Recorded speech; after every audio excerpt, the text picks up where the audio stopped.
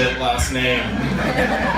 They're like, is it Dershin? Is it Dirtian? I'm like, it's Dirteen, it's very Dutch. And every once in a while we'll get the host and they're like, oh yeah, was your name Dirty in high school? I'm like, no, it was Faggot. Thank you, sir, for opening those old wounds before I went on stage. Appreciate it.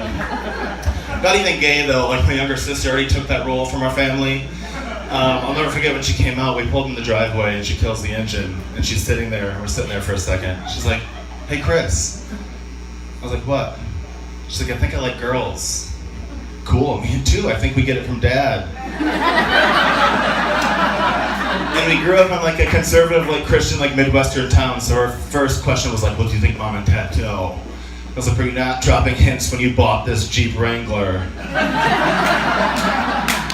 was like, yeah. She's like sitting over here like Sinead O'Connor. I was like, Mom and Dad figured it out when you shaved your head.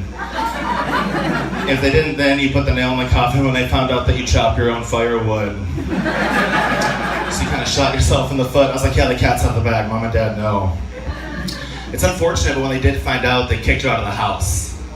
So my dad was like, God did not want this life for you.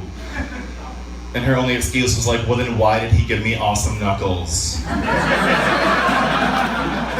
to tell me that? My mom would scream things at her. She was like, this is not a healthy lifestyle. That's no good for you. Like, you're gonna go to hell. I'm like, Brittany, you're gonna bounce back from this? Like, Mom was screaming that same thing at like a pint of ice cream 3 days ago. You'll doubt this, you'll bounce back. But even like when we go home and we like at the bars and stuff, like people will stare at her. And you know they're just staring at her because they're trying to figure out if she's a boy or a girl. What's even more funny is they never go up to her to find out, they always come up to me. And if you're not gonna have enough balls to go up to her to find out, you're gonna come up, that's grounds for me to fuck with you if you're gonna come up to me. So they'll come up to me and they'll be like, hey, is that a boy or is that a girl?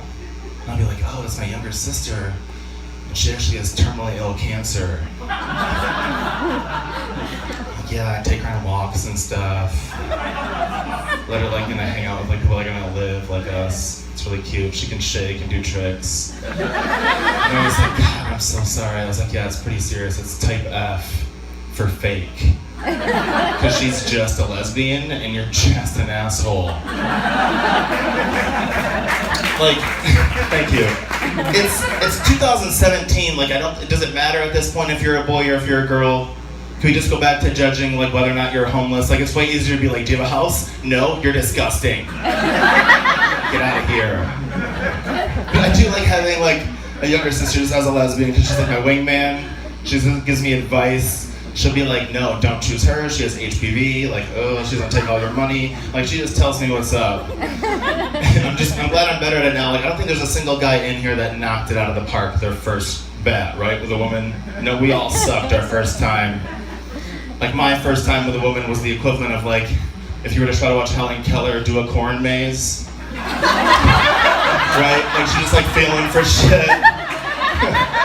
Like, you're rooting for her, but you can't help but win. It's like, get it, buddy. Like, oh. Damn. We did, like, I tried to help. Like, I tried to, like, prepare myself. I read the articles. Like, I read an article that was like, once you get in there, you just want to do, like, this come here motion. Just get in there and just go like this. I'm like, really? Because I feel like she's just going to be like, did you lose your keys? Like, can I help you? Like, you're looking for that fry in between, like, the seat and the center console. Like, she's just gonna be like, what are you... Like, I really told myself, I was like, just get down there and click on shit and just hope you don't hit her asshole. I was like, just do it. Like, so essentially, like, just get down there and play Minesweeper. Right? Windows 95, no one knew how to play that game. We all just clicked on shit and hope we didn't hit the bomb. Like, numbers would pop up, no one knew how to play that fucking game. Right? What about like Microsoft Word? Like, you would type your name and that paperclip would pop up. Hey, you're writing a resume? It's like, I'm in the 4th grade doing a report on acid rain, like, calm down.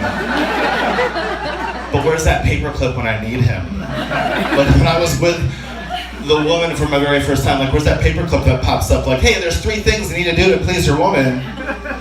First thing, you need to pay attention to the man in the boat. Right, like, why don't you tell me that? Like, the clit is kind of like a sad orphan. Right? To cheer it up, you just have to play with it. That's all it takes. Take it to the park, play catch with it, doesn't take much. Then the paperclip pops up, it's like step 2, multitask. You gotta be a DJ downstairs. Like, to please any woman, you need to do 8 things at once. Like, it's just what, like, I got this, I need to Skrillex her pussy. Cool. So like Calvin Harris, her vagina, like I got this. And it's so funny because then the paperclip pops up and it's like, okay, step 3, you gotta find the G-spot. It's like, what, after all that, like process of elimination, gentlemen, and not in the back of the throat. Not gonna find it there. I just hate that it's so hard to find. Like, why don't we just call the G-spot Anne Frank? Because it's that hard to find. Like, I'm telling you, like, literally, to find the G-spot, you need to go up to the bookcase, like pull the bookcase will move, and then like there's the fucking G-spot with her 2 younger sisters like playing jacks or some shit.